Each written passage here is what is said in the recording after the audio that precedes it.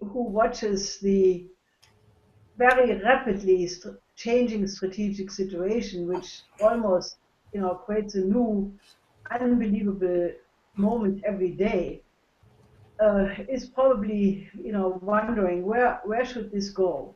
We have on the one side a very, very dangerous confrontation exploding on the side of the United States and NATO against Russia, when the ceasefire negotiations between Foreign Minister or Secretary of State Kerry and Foreign Minister Lavrov of Russia broke down, basically because there are certain forces in the United States who did not want it to succeed. Then we are now fully back on a potential confrontation between the West and especially the United States and Russia and Russia. This is a situation which comes from a certain paradigm of thinking. It comes from the fact that the United States insists that it is the United States which sets the rules around the world and keeps a unipolar world, which is no longer really in existence. So then you have, underlying all of this, you have the immediate danger of a blowout of the financial system, where the most obvious case right now is Deutsche Bank. Deutsche Bank is the largest so-called German bank. It's not really German anymore because it's sitting in London and in Wall Street. But it has a derivative exposure of $42 trillion, or euros rather. And every large bank in the world is counterparty to these derivative contracts. So if Deutsche Bank would go under and stocks have been falling, like a stone in the last year, on Friday it was at one point even going below 10 euros. I have an echo here, which Mike, maybe you can do something about. Right. So at that point, basically people were really panicking. All the financial media were saying, that this is the potential new 2008. This is the Lehman Brothers moment of Deutsche Bank. And the financial media started to lose all respect in respect to Angela Merkel, the Chancellor of Germany, by saying she bungled that crisis again, because a couple of days ago she had said that if there is a new crisis of Deutsche Bank, the German government is not going to bail it out. And that led to a complete speculative attack, which made everything worse. And one financial analyst was reported in Bloomberg News today saying that these zombie banks soon will create a zombie economy. Now, you have the coincidence of these two crises, a strategic showdown where Ash Carter was traveling around the US military bases in the last week, and in North Dakota, in an Air Force base, inspecting the B-52 bomber, which is nuclear capable. He said, well, the Russians have mentioned the possibility of using nuclear weapons, but even if there would be a conventional attack, the use of nuclear weapons is not unthinkable. It has not been used since 1945, but one should not rely on the fact that that remains like that. So, I mean, obviously, if you take these two dynamics, the new Cold War, which is already very, very close to turn into a hot war in the Syrian situation, and that could lead to a global showdown between the West and Russia and China, naturally, because Russia and China have now an extremely close strategic alliance. And the meltdown, much, much worse than 2008, because all the central banks have used up their so-called tools, quantitative easing, negative interest rate. They're talking about helicopter money, and that is about as bad as it gets. So is there any hope that civilization can sort of pull itself out of this? Well, I think there is. And, for all those people who normally say, oh, you can't do anything anyway, because those powers up there, they're too powerful. I think that a recent development really has proven these people to be utterly wrong. Well, when a couple of days ago, both houses of Congress, the Senate and the House of Representatives, both voted to override Obama's veto in respect to the Justice bill. This came as a big surprise to, I guess, everybody, including ourselves, because, there was a 15-year-long battle where the families of the victims of September 11 had courageously fought to get the 28 pages published, and they were making pressure on having the right to sue Saudi Arabia for their possible involvement in 9/11, which after the publication of the 28 pages was pretty obvious.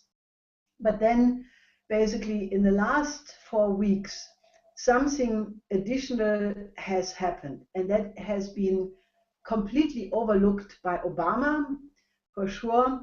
It has for sure been overlooked by the Saudis, and it has caught even the Congress and the Senate by surprise.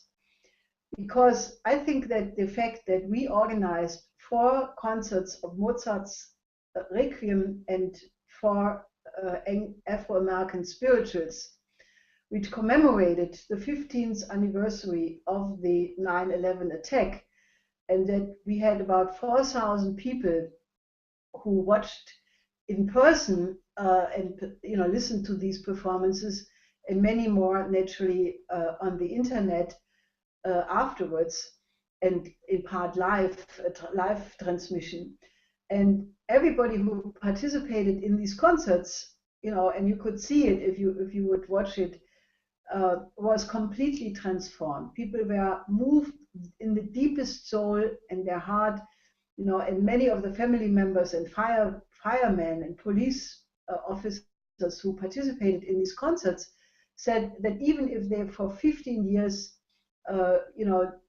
every year would commemorate this terrible catastrophe, never something like that experienced with Mozart's Requiem did happen to them. Now, this is extremely important that we understand what has happened with these concerts. Because for those of you who know Friedrich Schiller, and especially one of his later plays called The Bride of Messina, he has a beautiful introduction there, which has the title About the Role of Chorus. And there he describes, and he doesn't mean a musical chorus, he means the ancient Greek chorus, which was always part of the classical ancient dramas. He says there that the power of great art is that it creates a force in people which is not ending when the performance of the great piece of music or drama is ended, but it creates a lasting power in the person who participated in such an experience. The reason is, he says, that great classical art is not looking to set man free temporarily, but to set him free truly. And therefore, this power is increased in man when he participates in that. And it was exactly that which gave the additional, I would say, inspiration, this spark of absolute sovereignty and absolute sublime power of will and courage, which the family members could then transmit to even those hardened congressmen and senators. And I watched the debate live, and I must say some of these senators did say things which were quite surprising. And that power of fight for justice inspired by classical music was proven to be more powerful than all the millions of Saudi Arabia and their disgusting law firms and public relation firms which they had hired to put pressure on the Congress to not override the veto. Now, this is extremely important because Mr. LaRouche yesterday added something by saying we have to add that quality into the fight, because if we stay on the level of pragmatic policy, this battle cannot be won. And what Mr. LaRouche yesterday said is we have to add a completely new desire to find new scientific discoveries, to really go for scientific breakthroughs in the knowledge of what is the true identity of man. Why is the human species in existence? What is our role in the solar system? What is the role of mankind in the galaxy? Now, it is very interesting because this demand that we have to go for a completely new definition of what science is, science not be some mathematical formula or not some pragmatic gimmick, but a fundamental understanding about the role of the human mind in the universe. This is exactly showing the direction of where the next scientific breakthroughs have to occur. And that is exactly what Nicolaus of Cusa had said already in the 15th century, where he said that every human being which is newly born recapitulates the entire history of the universe practically in his own mind by learning the knowledge up to the level of the knowledge of mankind of his time. And then based on that knowledge, he can define the absolutely necessary next step of breakthrough. Now that is a complete challenge to what people think how science is progressing. Scientific progress in that sense is not some kind of a awkward discovery somebody makes in their garage and then gets a patent for this discovery, and that's how somehow scientific progress occurs. No, Cusa, and in that same light, Lyndon LaRouche says that mankind can with absolute certainty determine where must mankind go if mankind is supposed to continue to exist. Now, where are these next steps? Now, we need a new paradigm, and that new paradigm, obviously, in light of what I said in the beginning about the two strategic crises which are facing the existence of civilization right now, must overcome geopolitics and the idea that a nation has a legitimate right to pursue its own national interest. And what has to occur instead is that we have to proceed from the ideal of the one unified mankind as that which informs our decisions first, and then the national interest comes after that. Now that requires a shift in thinking, a new paradigm which is so fundamentally different from the paradigm which governs the world right now in the world of geopolitics, that it must be as big or bigger than the paradigm which separated the Middle Ages from modern times.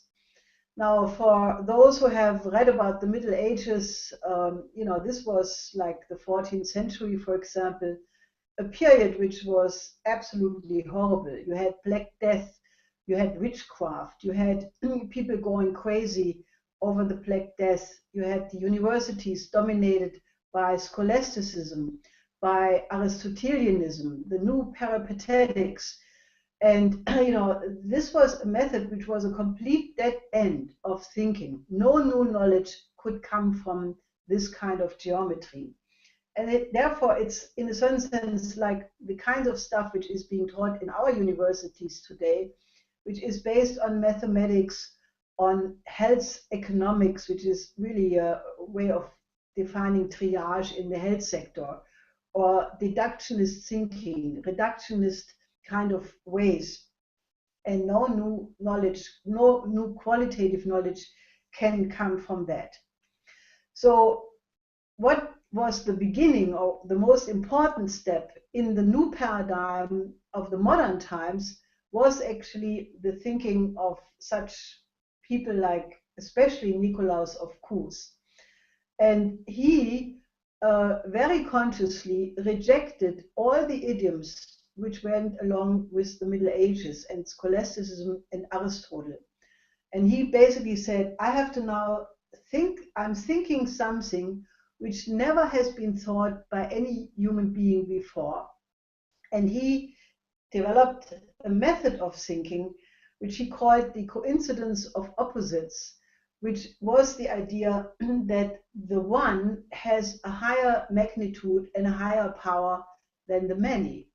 Naturally, in the case of Nicolaus of Cues, who was a cardinal in the 15th century, he developed this idea through a theological argument by basically saying that the one is God and that the many, being the universe and all created things, are unfolded out of this one. And therefore, basically you have to be able to think like a second God. You never will be like God, but you have to apply the vis creativa of God, the creative power of God, and then you become a second God. Now, in the Docta Ignorantia, he developed these ideas in the most powerful way. And if you haven't read it yet, please go home and read this absolutely groundbreaking work, which was immediately attacked by the same scholastic professors in the universities and clergy who felt completely threatened, and they accused Nicolaus of Cues to be a pantheist, because he said if Cusa says God is in everything, and everything is in God, then that's pantheism, which it naturally was not.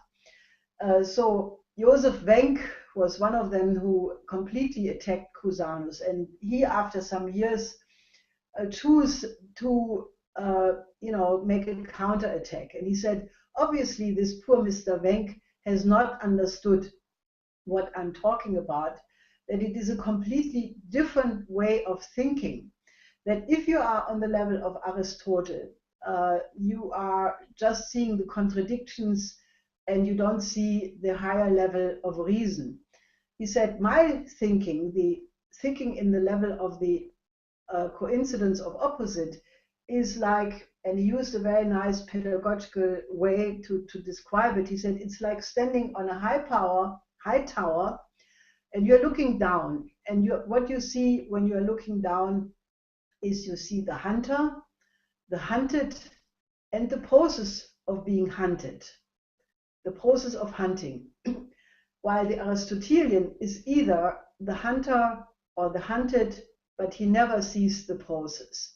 So he then appeals to people to elevate their thinking and make sort of the mental jump over what he calls the wall of the coincidence of oppositorum, which is a kind of intuitive thinking. Now, it is basically that which, that kind of thinking which we need to accomplish.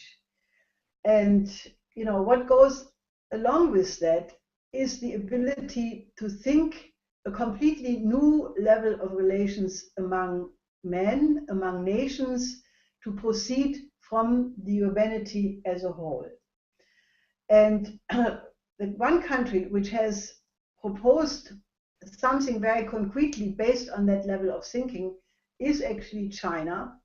They proposed a new level of relations among nations based on the respect for complete sovereignty of the other, respect for the different social system of the other country, of non-interference, and basically that is, obviously the opposite of what Obama said recently in an article in the Washington Post, where he said the United States sets the rules and not China.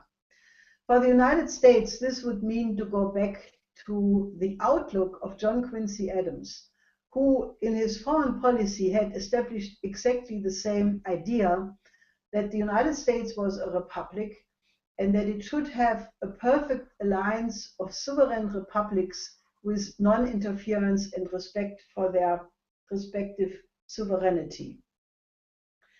Now, obviously, our economic proposal that the new Silk Road must become the world land bridge is based exactly on that you work together on international projects for the development of every part of the world, but you do it with the full respect of sovereignty and not by trying to dominate the systems of economics and finance. Now, it would mean, for example, that the United States would cooperate in such a win-win perspective. Now, what would that mean? It would mean the United States would have a Silk Road. The United States, which is now falling apart in terms of the infrastructure, you would have a system of fast train system like China does. China wants to have by 2020 every major city connected through fast train systems which go 450 kilometers per hour. For the United States, this would mean the construction of immediately 50 to 100,000 miles of fast train system connecting all the major cities, creating some new cities, science cities, and simply participating in a completely different economic system like Franklin D. Roosevelt did with the New Deal, but geared towards the 21st century. It would also mean to immediately address the bankrupt financial system through a new financial architecture in the tradition of Roosevelt, have a global Glass-Steagall system, and that may be forced upon the world more quickly than anybody can think, because if Deutsche Bank goes bankrupt, the whole financial system comes down.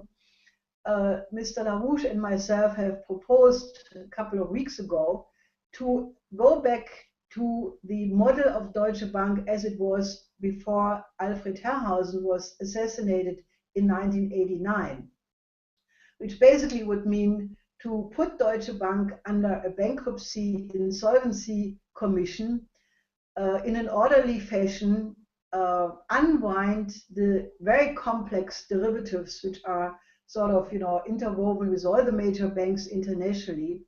Most of these derivatives cannot be paid, therefore you have to write them down, and then you have to protect the business model in Deutsche Bank, the part which is the commercial banking, and enlarge that by basically making that the only business plan of Deutsche Bank, which would mean apply sort of a local Glass-Steagall to Deutsche Bank.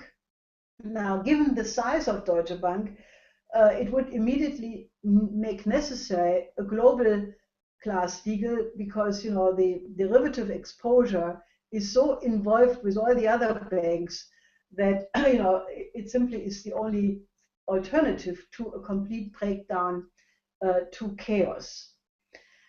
Now, it would also mean to cooperate on the basis of such a global Glass-Steagall system with national banking systems of each of these sovereign countries. Now, when we are talking about the world land bridge, we are talking about projects which last, in terms of realization, 20, 30, 40 years, 50 years. Even so, with the speed of construction the Chinese have demonstrated in the recent period, probably it's not 50 years, but only 25. But it still would require national banks in each participating country. It would mean to compensate the fact that some of the countries are large, like Russia, 11 time zones, very few people, very many raw materials. Some countries are very small and landlocked, like Slovakia. Others are very poor, like Eritrea. There are many, many differences. And you need to set up a new credit system which compensates for these differences, because the new credits given by these national banks cannot basically be paid back before the investment realizes what they were meant for, producing the necessary productivity increase of the labor force and the industries of the countries participating. So you need clearinghouses which basically take care of these differences and long-term and short-term commitments.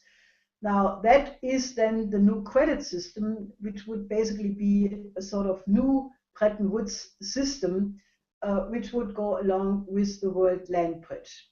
China has called for that with the demand for a new financial architecture already, and has created a parallel banking system with the AIIB, the New Development Bank, the Silk Road Fund, the Maritime Silk Road Fund, the Shanghai Cooperation Bank.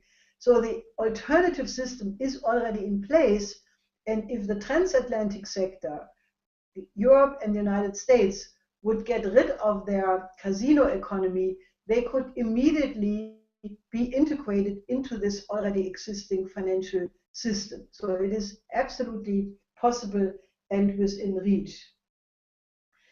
Now, Xi Jinping not only demanded that the world economy after the G20 meeting in Hangzhou, beginning of September, must be put on innovation.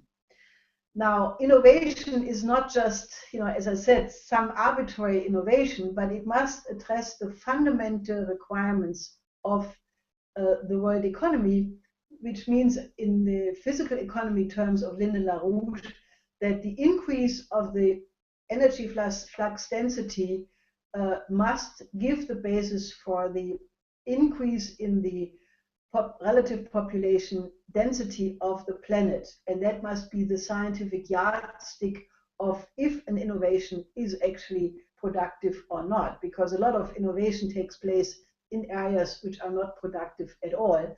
And the new innovation must be geared towards increasing the real processes in the universe. Now, it is highly interesting that Xi Jinping demanded actually 4 areas for Chinese scientists to make fundamental breakthroughs. The evolution of the universe. What are the laws of the development of the universe? Secondly, the laws of the human mind. Thirdly, the laws of life. What is life? How does it originate? How does it occur? And these are all touching upon the kind of fundamental questions what Helga-Zepp LaRouche has called for yesterday. And obviously, this is the direction we have to go. Now, you have heard a lot from Keisha and others about the absolute fantastic world outlook of Kraft Erike, who called for the extraterrestrial imperative as the necessary next phase of the development of mankind. Now, Kraft Erike was a close friend of ours, and especially in the last years of his life, I had many conversations with him about the relationship between science and culture. And he was absolutely convinced that the efforts of the Schiller Institute were absolutely crucial, because he said you have to add the aesthetical education of men to scientific progress, because technology is never good or bad. It is man which brings it to a good or an evil use. Therefore, he said, the crucial question is that we ennoble the human species, which is exactly the question of the aesthetical education. Now, this is why we put such a big emphasis on beauty, and that art must be beautiful, because only then it accomplishes this ennobling of the human soul. Beauty, Schiller says, is very important because it is both a quality of the senses, because the senses are perceptive to beauty, but it is also in the realm of reason, because what is beauty is not a question of experience, but it is a question of definition of the mind, of reason. Now, therefore, Schiller says, we have to educate the emotions which are related to the senses, but not identical with the senses. We have to educate these emotions up to the level of reason so that men can blindly follow what the senses or what the emotions are saying without ever, losing control or going to a lower level.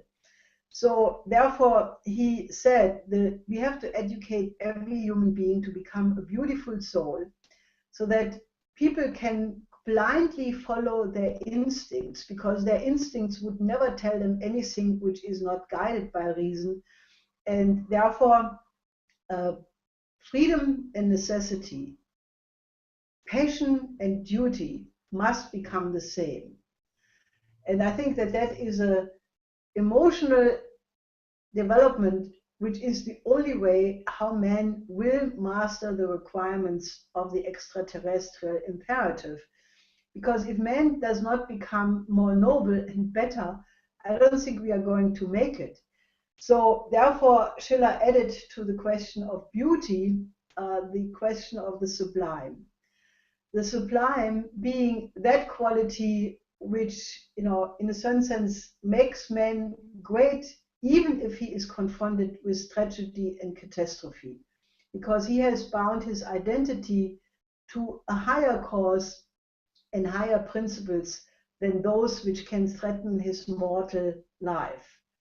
And I think it is that sublime quality which is evoked by great classical art, and what we have seen by the power unleashed in the concerts leading to the absolute breakthrough in the fight in the Congress. Now, this kind of thinking is necessary to make the kinds of breakthroughs Lynn is demanding.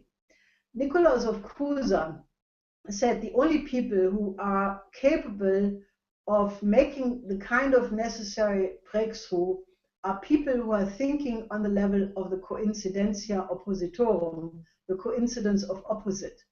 Because only if you are thinking on that level do you have something which Linde LaRouche called prescience. Nicolaus says the person who makes a discovery has to know already ahead of time what he is looking for. Because if you just discover something and do not know what you were looking for, you do not even know if what you found is the right thing. So it is that kind of intuition, of creative intuition, which is what is really at stake. And that quality happens to be the same emotional, mental quality what you need to write classical poetry, to write classical drama, to make a scientific discovery. It all comes from the same faculty of your mind. And we have to educate the entire population that they reject the present pragmatic or even satanic joy in the here and now, lust for the senses, or just degraded kind of entertainment. And we have to get people to taste the sweetness of the thinking of a creative person, because that is the only way how mankind will become truly human. And I have a beautiful idea what the new paradigm can be. Just imagine if we get the best minds of each culture and each nation relating to each other in love and admiration for the creative powers of the other one. Like the great space scientists are working together, or the astronauts who all report what the viewpoint is when you look at our planet from space. That people will relate to each other like the relationship between Einstein and Max Planck, or between Schiller, Humboldt, Körner, with other words, or the Humboldt brothers.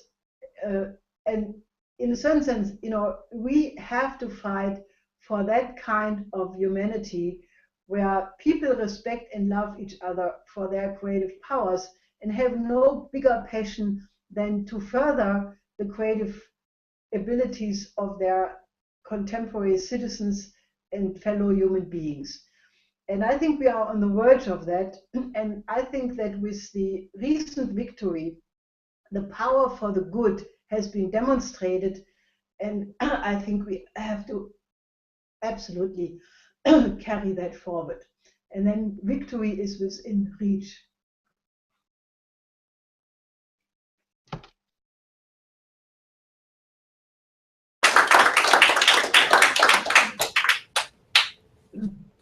Thank you, Helga. Beautiful.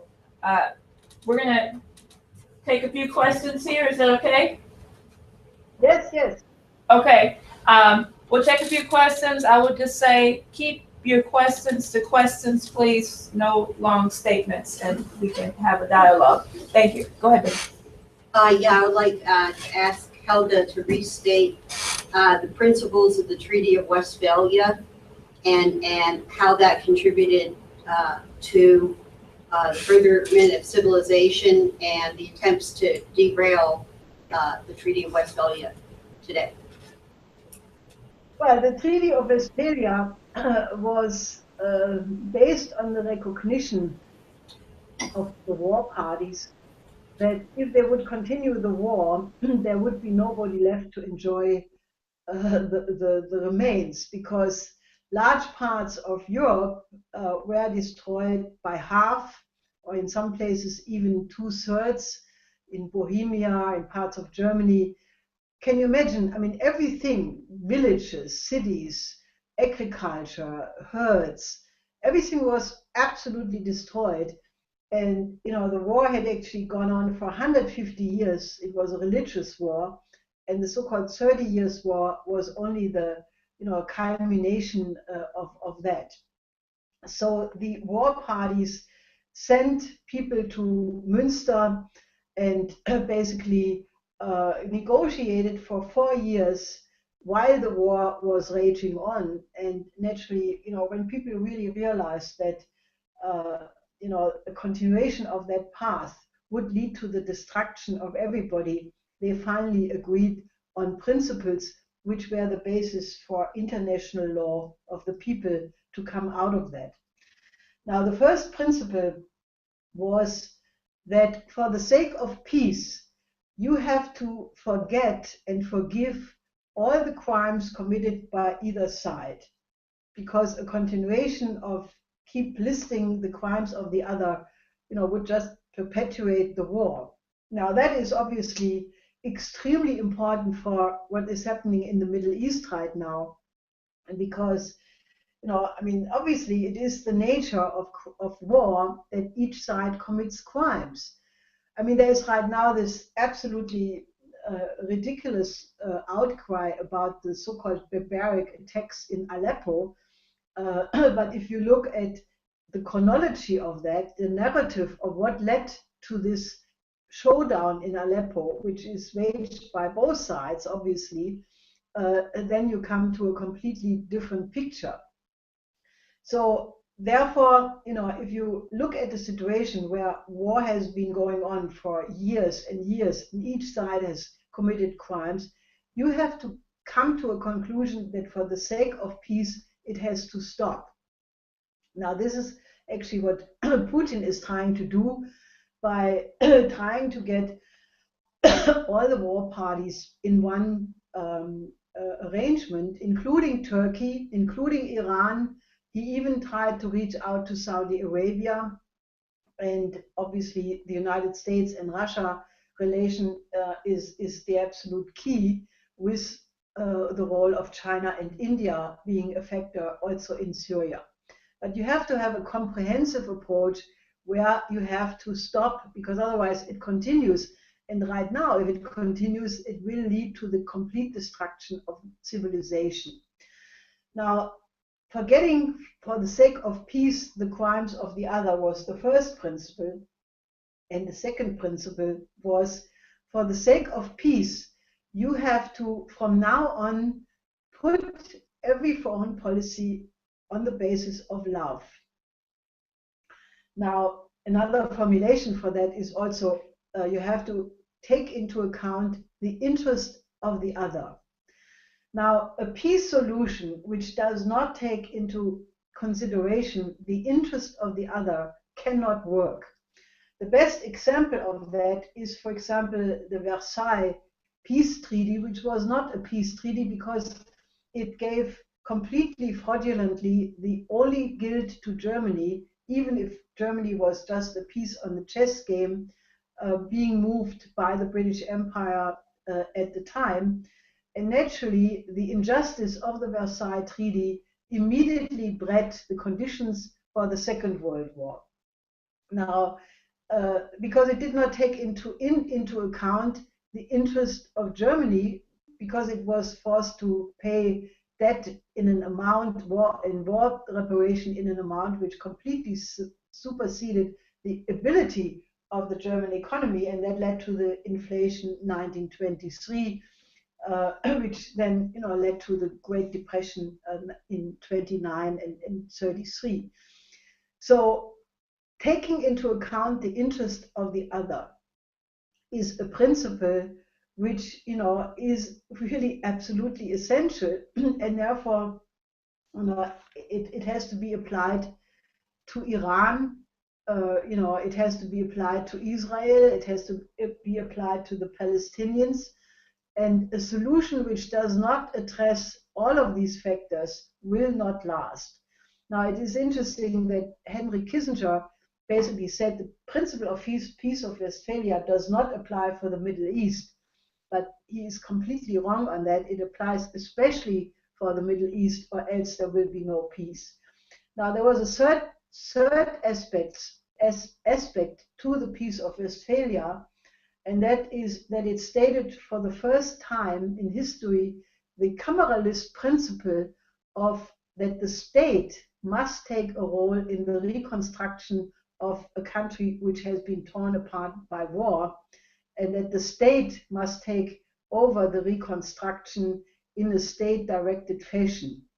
Now, that was called cameralistic at the time, and it was the beginning of the physical economy, which then was defined later by Leibniz, by Friedrich List, Alexander Hamilton, and later the Careys, the advisors of Lincoln. And it was that cameralistic tradition, the role of the state, which absolutely was crucial, and which is obviously very crucial today, because the neoliberal idea of the so-called free market has completely failed and does not work.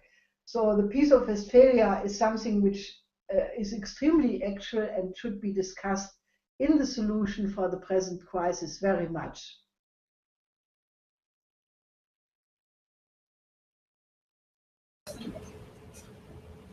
Don't be shy.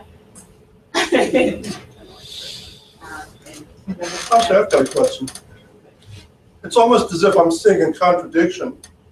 Hearing that you need, going into the future, you need the human race to act as if it were a single body. And at the same time, you're talking about respect for sovereignty of individual nations. Can you move a little bit away from the microphone? Huh? Oh, in other words, turn our volume down on this. It's getting an echo. It's getting an echo. Want me to repeat the question? Yeah. It's almost as if I'm hearing a kind of a contradiction in which you're talking on the one hand about the necessity of the human race acting as if it were a single political body, and then, shortly thereafter talking about a need for respect for the sovereignty of individual nations. I mean, is there not some kind of a contradiction in that, or something that's not quite obvious in the picture? No, it's not a contradiction at all, because, I mean, if you have this idea of the common aims of mankind as the guiding principle under which the principle of national sovereignty is subsumed and is not in contradiction, with other words, that no nation should ever be allowed to express a so-called national interest which is in contradiction to the aims of mankind as a whole, then you solve the problem. It's the same idea what Friedrich Schiller expressed, that it is not a contradiction to be a world citizen and a patriot.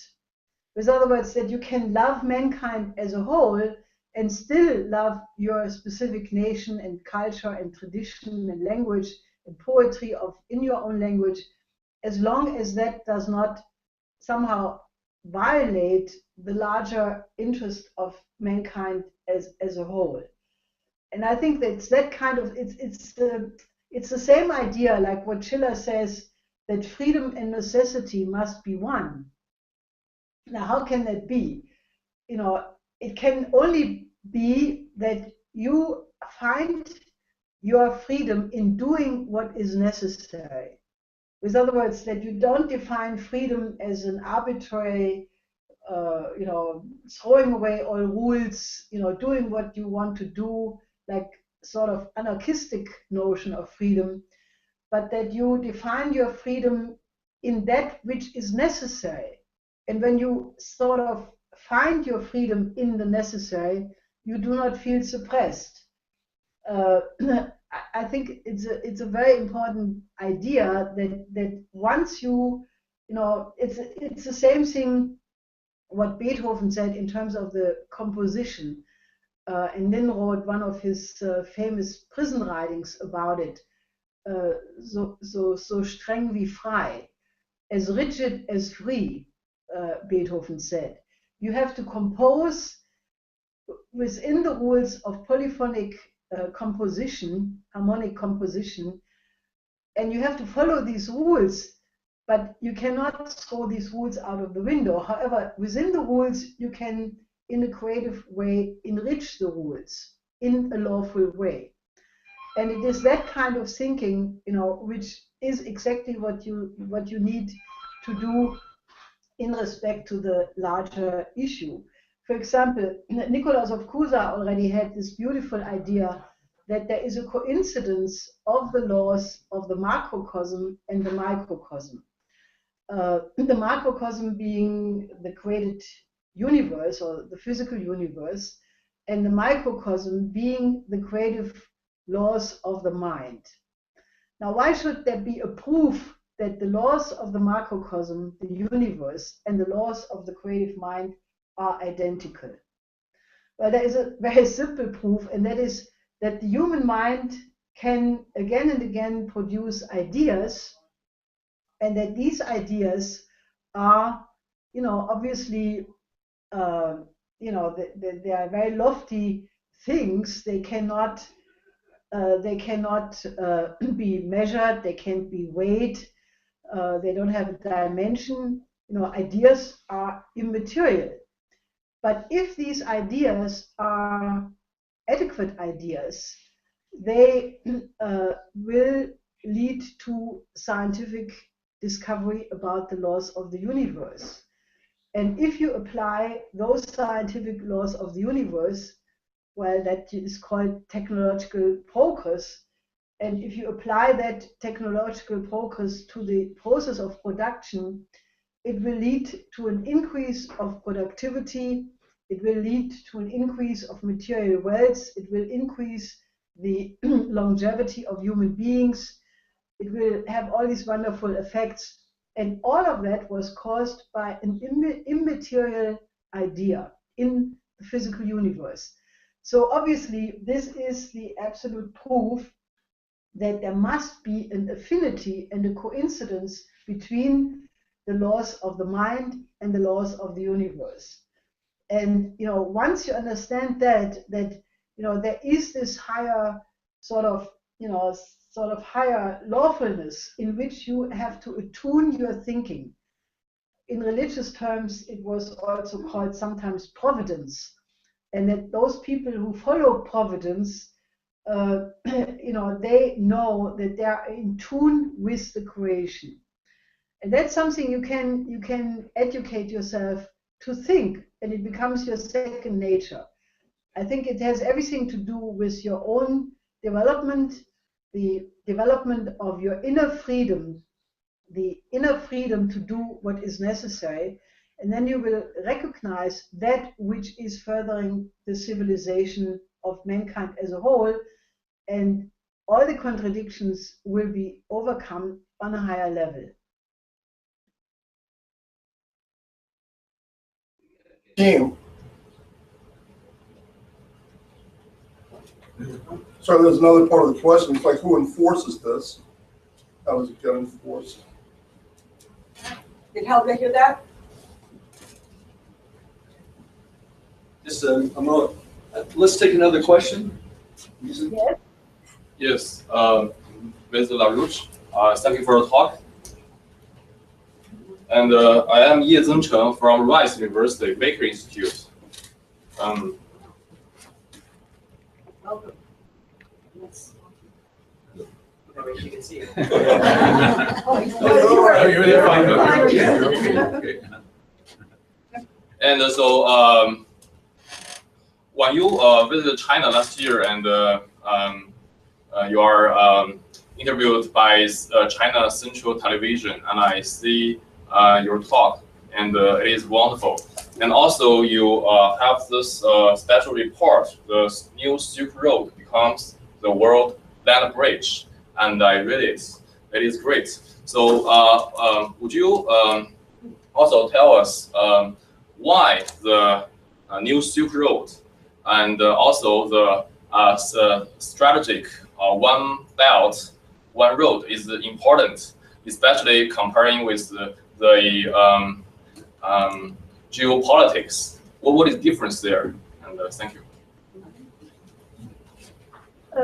Well, in my understanding, the Chinese initiative an offer to all the nations of the world to cooperate on the new Silk Road, One Belt, One Road initiative in a win-win fashion.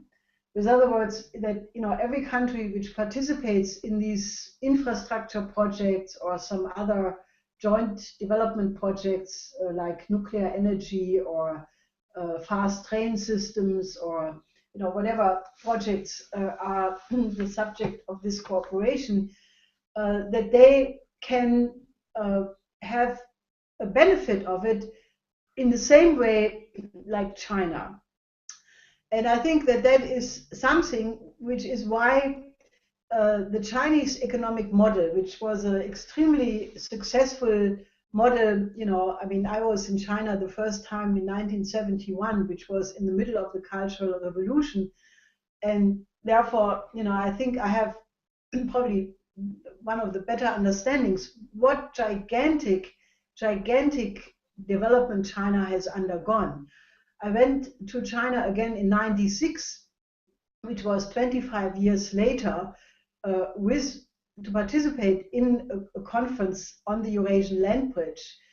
And I was already deeply impressed about the gigantic transformation China had undergone. But that was in '96, and now again, 20 years later, the development of China is incredible. China has lifted 700 million people out of poverty. And I have had the fortune to travel to Lanzhou and Dunhuang 2 years ago, and I could travel along some of the ancient Silk Road, and I could see how quickly China was moving forward with the building of the rail line from Lanzhou to Urumqi, which was completed in a few months. And I was really, totally, positively shocked. Now, China has offered the Chinese economic model to be replicated by every country which participates in the One Belt, One Road initiative. And obviously, the extreme attraction of the AIIB and the New Development Bank as the Bank of the BRICS, where immediately 70 countries, or I think 70 countries wanted to be founding members. And it is expected that until the end of this year, 100 countries will participate with the One Road, One Belt initiative, which shows the absolute attractiveness of this model of economic cooperation on a win-win basis. Now, many people who are still in the old geopolitical paradigm, like the think tanks in the United States, or unfortunately also some of the think tanks in Europe, they put out propaganda and they say, oh, China is really only trying to replace the American imperialism. They must have some sinister design. They must have some really other plan which they are hiding. But, you know, it is not true. I have come to the conclusion, and, you know, as I said, I occupy myself with China since now more than 40 years, more than 40 years. 45 years. I have come to the conclusion that the present policies of China are absolutely informed and inspired by the Confucian philosophy. And we have this year the 4,567th birthday of Confucius. And right now, in all levels of society, all kinds of institutions, there are big celebrations where people are reading the Confucian ideas, the Analects, and some other writings attributed to Confucius.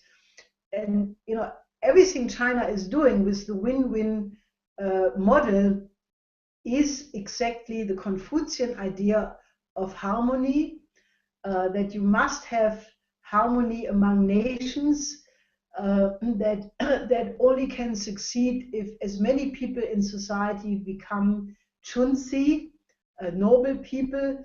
The chunzi, I beg your pardon for my pronunciation, the noble person is the one who drives all his life to self-perfect, to keep learning new discoveries, to never stop, and, you know, spread that knowledge to the benefit of all the people around him.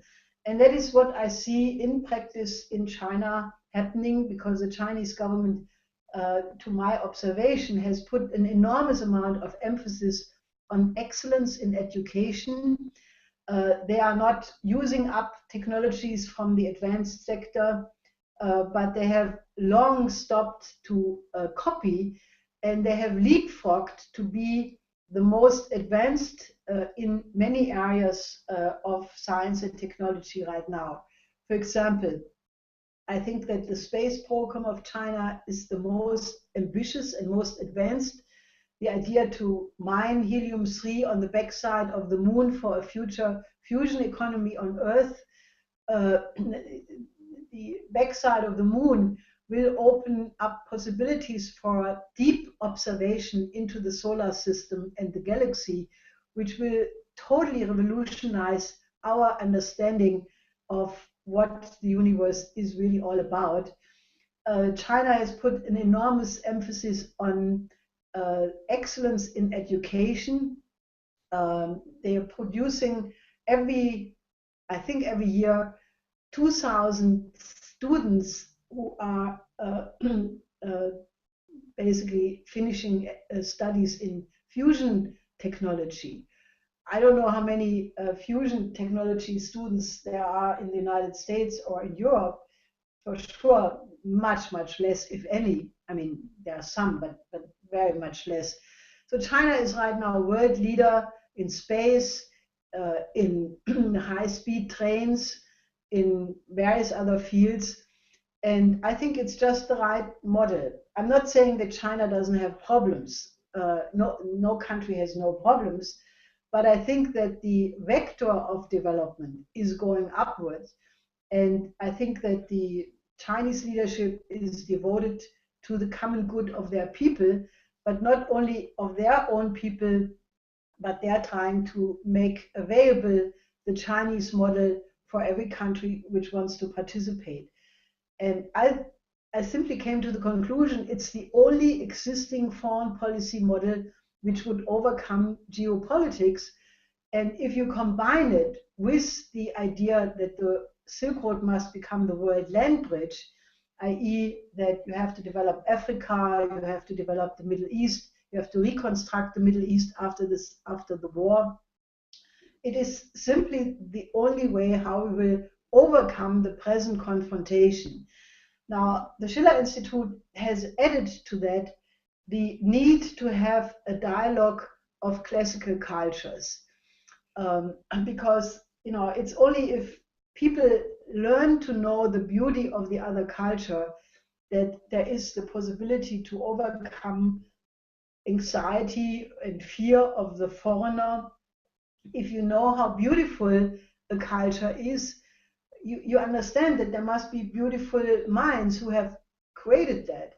And once you know the beauty of another culture, you start to love it.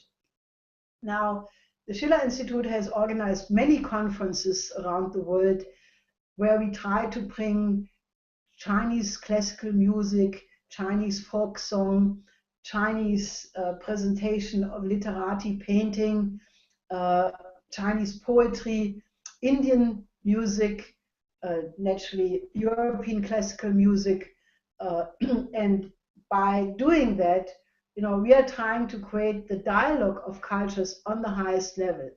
And that is why I was really happy when I watched the gala concert before the Hangzhou G20 meeting, because in that, you know, I could see that China is doing a similar thing.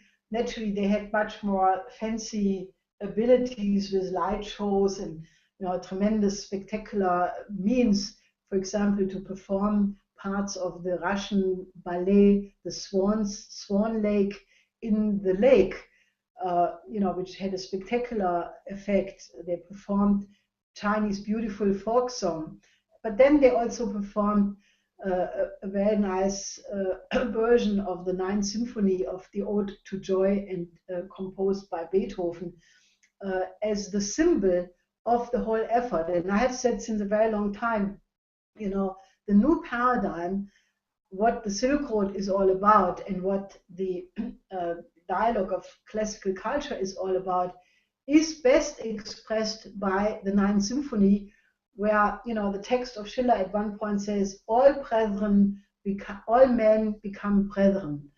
There must be, you know,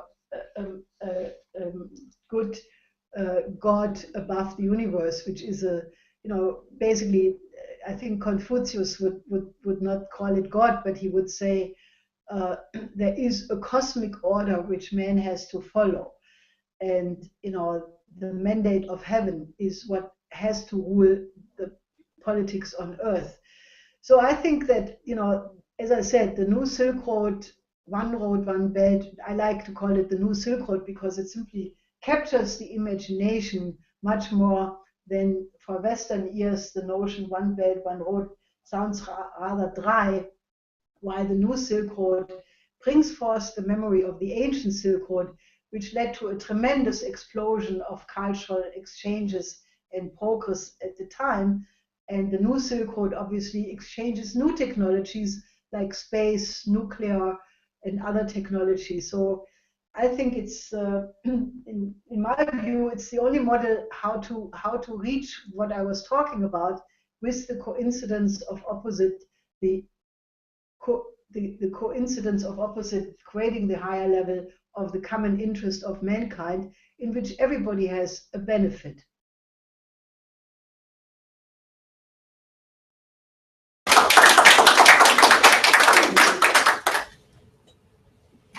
Have any further questions?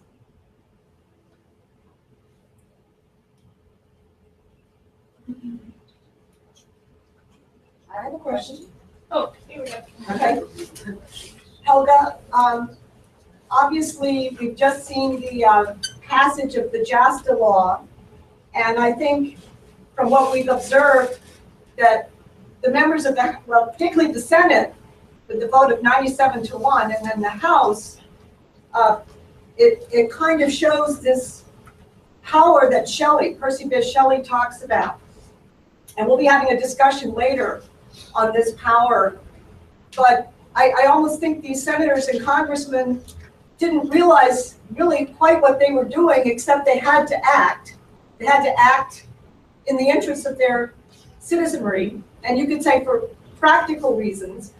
But I also was curious, what kind of reactions are we getting in Europe now that it's clear that Obama's no longer the powerful, the one, do you have some observations you could give us or otherwise?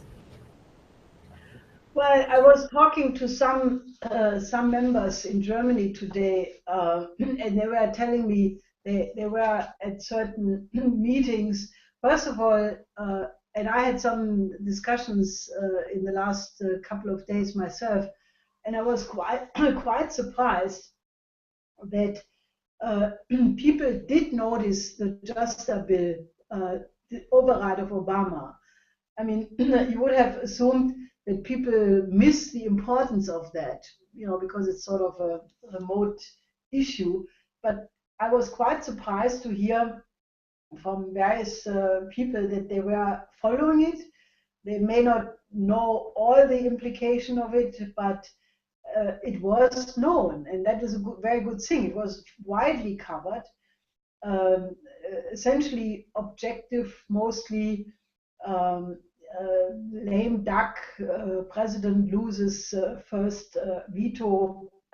It did not go, into the depths of all the implications of it. But people are so, people had given up on the United States so much. I mean, we know that from our organizing. Sorry, that people would always say, there is no hope for the United States with Hillary. Hillary means World War III. Trump is totally, catastrophe, unreliable. You don't know what he will do tomorrow. So people have essentially given up. And therefore, I think the fact that something new came from the United States did ring a bell in many people's conscience. And I think that the idea of pushing now the next step, Glass-Steagall, in light of the fact that everybody is freaking out about the collapse of Deutsche Bank, I think we are in a real momentum where unbelievable, unpredictable changes are possible, as long as we keep mobilizing exactly on that level of inspiration and power, what was demonstrated in the period between the concerts and the Justa vote. I agree with you. The senators probably did not have an inkling, but the spark transmitted by the absolute determination of the families just jumped over on them, and they couldn't help themselves. Plus, it was a very good organized force, where the members of the families immediately deployed when they noticed a congressman was wobbling, or it was really masterfully carried out. So we should absolutely continue that, and I think it's a smell of victory which we should not forget. Well, I don't know if it's, Yes, ask her. Okay.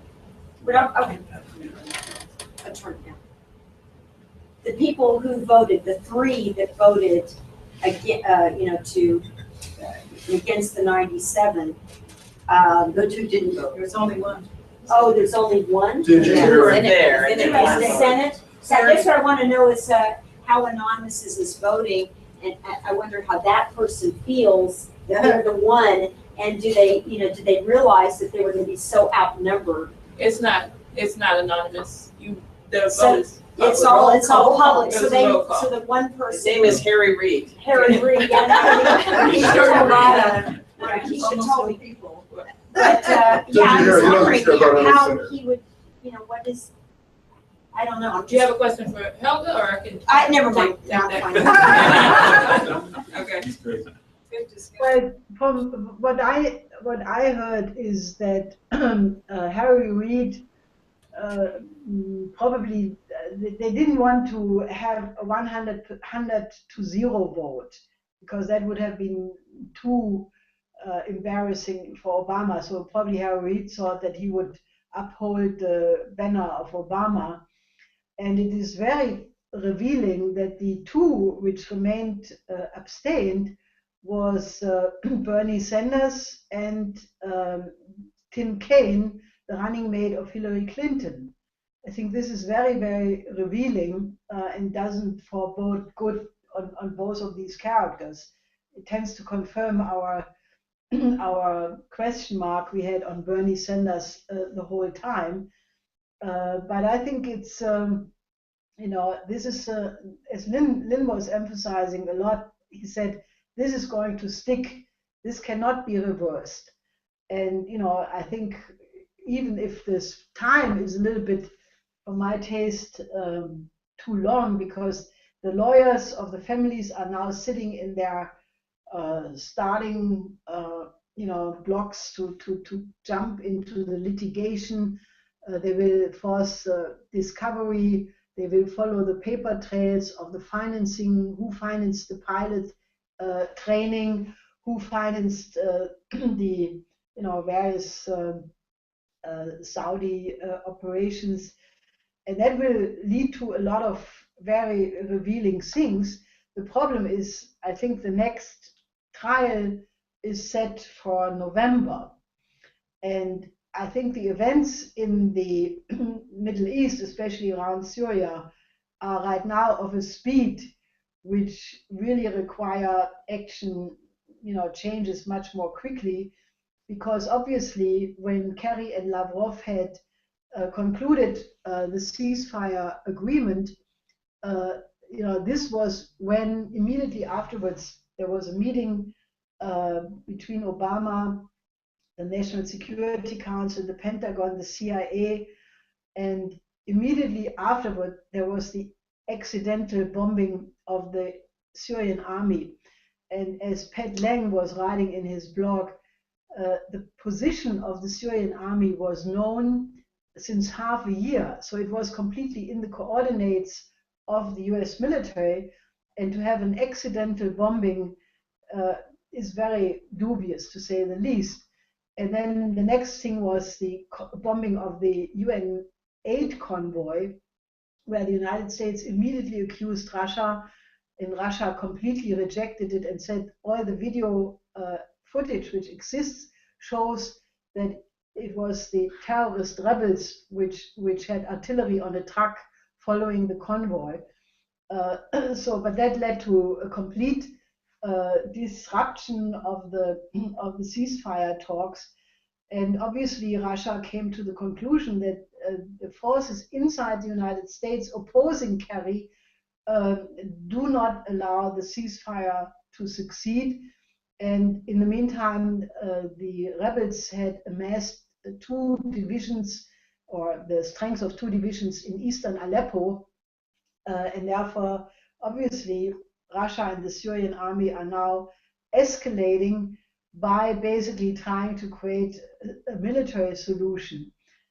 If the diplomatic solution is not possible, they are trying to create military effects on the ground. And it's a terrible tragedy, and nobody can. I mean, this is on the back of the totally tortured Syrian population. But it's the blame does not go to what the Syrian army does. The blame goes to those who are sabotaging the ceasefire, and that's why the 28 pages and the the legal suits against Saudi Arabia. Because many of the family members have said in interviews that they are not seeking financial compensation from Saudi Arabia. They want, first of all, justice for their loved ones, and secondly, they want to have justice for the people in the countries in the Middle East who were drawn into wars is based on a false narrative, because obviously Saddam Hussein had nothing to do with September 11. And as Colonel Wilkerson said in an interview recently, it was Cheney who basically went around and made sure that after September 11, nobody would mention the word Saudi Arabia, because he already had plans to attack Iraq.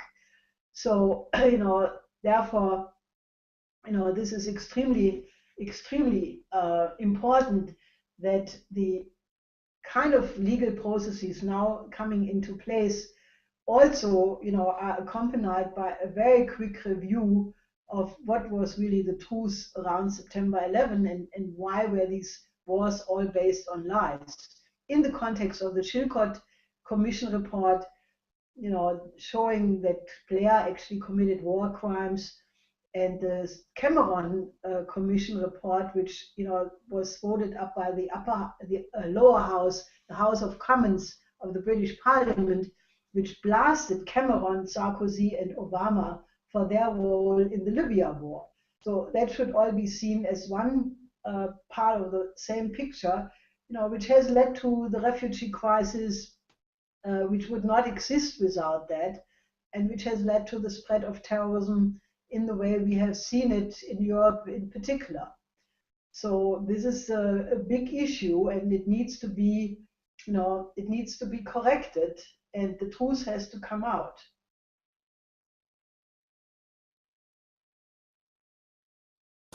It seems that we are in a period of quite a showdown where in a month or so there's going to be this disaster of the U.S. election, and the breakthrough around the JASTA bill is it's right on time, and we have some very clear policy initiatives that we need to implement in the United States and globally, such as the Glass-Steagall, such as a win-win policy with China and Russia and the United States working together. And I was asking if you could maybe return to this question of how the importance of the music and the art, especially that we'll be presenting today, could influence that, because the biggest obstacle that I always run into is the cynical, jaded rejection of optimism that by Americans who have for 2 to 3 generations seem to have gotten themselves into a way of thinking that we can't, that there is no legitimate beauty, that there is no legitimate optimism, and there couldn't be, in fact, which is really I think contributing to a lot of the death and the drug use and things like that. But should we be singing our way through the election to get this policy shift? And your thoughts on how to use the art to actually escalate on what we've done already? Well, I think that the decisions really must be made, if possible at all, before the U.S. election, because right now we are in the beginning of October, so we are at the end of the fourth quarter, and that is normally the period when the financial system becomes more stressed out anyway, and all the big crises always were in this period of the year. But right now, the European banks are in such a terrible shaky condition. It's not just Deutsche Bank. I mean, Deutsche Bank has an outstanding of 42 trillion derivative contracts. That is 12 times more than the GDP of the German economy in 1 year, and it's about 3 times more than the GDP of the entire European Union. Now, there is no way, I mean, there is right now the bail-in law. The EU has implemented bail-in. All the European countries, Frank Dodd naturally, have bail-in. But if you bail in Deutsche Bank, it's just not, it's just not going to work. How do you bail in derivative contracts? I mean, it's just virtual money. And if you add to that a bailout, why do you think Mrs. Merkel is claiming that the German government will not bail out Deutsche Bank? She's being accused right now by all the international financial media that she is the main reason why the crisis may go out of control. She is doing that because obviously to bail out Deutsche Bank, a bank which is absolutely hated because everybody knows they are committing crimes, Libor manipulation. They were just fined first $14 billion. Now the Department of Justice reduced it to $5 billion or something because they manipulated the secondary mortgage market before 2007, 2008. They're involved in many, I mean, their portfolio to pay fines for criminal deeds is bankrupting them, among other things. So Merkel is saying such a crazy thing because obviously she knows that next year there are federal elections in Germany, and it would be extremely unpopular if she would admit Deutsche Bank has to be bailed out by the government. But everybody else knows she will have to do it because Deutsche Bank is simply too big to let it fail, because it will bring down the entire financial global system. But none of the other big European banks is much better. Santander, UBS, Royal Bank of Scotland, Barclays, they're all in the same condition. And even the middle-sized banks in Europe are completely undercapitalized. So if one of them goes bankrupt, you will have a complete chain reaction. And because of the derivatives, all the US banks will go under with it. So that is where we are at. There is no solution within the system because, you know, the danger is chaos. The biggest danger apart from nuclear war is chaos. And once you have an uncontrolled collapse of the banking system, well, then chaos will erupt, and you will see, you know, this would lead to many, many people dying in the streets. You know, the whole supply of food and you know, everything would break down. So therefore, Glass-Steagall is not an option. It is an absolute necessity, and it better be implemented before the US election, because the crisis may be upon us as of Monday. The media are talking about a possible Black Monday for Deutsche Bank coming Monday. So we better escalate our fight for Glass-Steagall right now.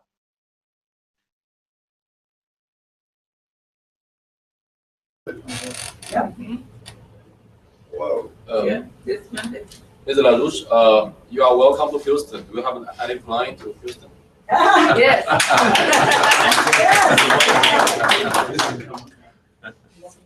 Okay.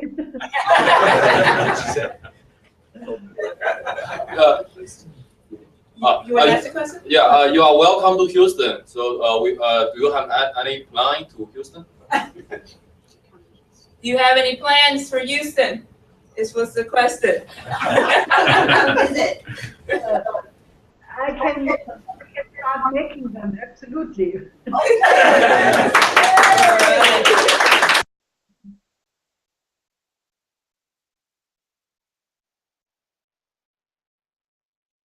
I can't hear you now. Okay, there you go. I'm appreciative that you're sharing your knowledge with us, and my regret is that there isn't maybe a wider audience. I'd like to know. I used to be a big fan of Amy Goodman, and I felt like she educated me to a lot of issues, especially when you just talked about when they had the coordinates and they still bombed. That recalls to me when Amy Goodman was in Houston and discussed how many times when they were talking about the war in Iraq, the people reporting it were being bombed. One journalist was killed. He was on the roof and they had the coordinates, they had the height of the building, and yet the thing got bombed. What is it? Al Jazeera got bombed 3 times in different places. My question to you, have you reached out to Amy Goodman's people, or has she reached out to you so that you can share your wealth of knowledge and with her audiences, because she's building, you know, larger audience. I think I've heard that George Soros funds her, but can you please tell us? I could not hear the name. I could not hear the name. I didn't understand. Amy Goodman, and has she invited you to be on her show before? So can you please repeat it? You got to speak over towards the webcam. This way. Yeah. Have you met Amy Goodman, and has she ever invited you to be on her show, or have you reached out to her people to offer to speak on the concerns that you have? No, I have not. Neither have I been asked, nor did I try to reach out to her. But I will follow up on your proposal.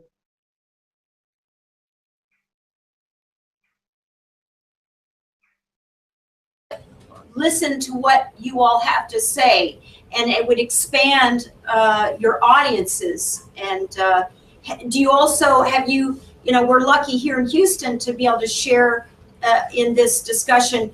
Are there LaRouche in Chicago, in California? They're actually watching you right now. Well, that's what I want to know. This is And are live they international, so you're live right now. I'm live, that's scary. So are they also able to ask you questions, or is it just that we've been able to set up here? We set it up for this audience Just in for this one particular. only? Okay, Yes. thank you. Okay, thank you very much, Helga. And we have lots of work to do, so we appreciate you joining us, and we appreciate all the questions that were asked today, and we are going to continue with the program and discussion for today. Okay, Words. final words. Yes. Well, I think you should just be happy and proceed with the confidence that victory can be accomplished. It's not guaranteed, but I think that you have to have a total love for mankind, and then you will be fearless. I think then you will reject that which prevents you from doing what needs to be done right now, and you will just do it. And the whole world looks at you, at the United States, because as much as other countries are doing things which are very good and sometimes not so good, but if the United States cannot be changed, I think that the world will not make it. So on your shoulders, if you appreciate it or not, lies the biggest burden for the outcome of this present phase of history. And you should joyfully accept that task and move from the Justa victory to the Glass-Steagall victory, and then we are over the hump of the crisis.